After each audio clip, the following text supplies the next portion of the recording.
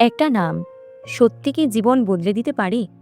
শুধু রাধে রাধে বললেই অলৌকিক কিছু হতে পারে? একজন মানুষ ভীষণ কষ্টে ছিল। তার শরীরে কুষ্ঠরোগ। কোনো ওষুধেই কাজ হচ্ছিল না। শেষে সে চলে গেল বৃন্দাবন। রাস্তার ধারে বসে থাকত, আর সবাই তাকে শুধু উপদেশ দিত। একদিন এক সাধু এসে বললেন, কিচ্ছু করতে হবে না, শুধু বসে বসে বলো রাধে রাধে। তারপর থেকে সে শুধু একটা নামই জপ করতে লাগলো, রাধে রাধে। যখনই তার ব্যথা বাড়ত, সে আরো জোরে চিৎকার করে বলতো, হা রাধে হা রাধে।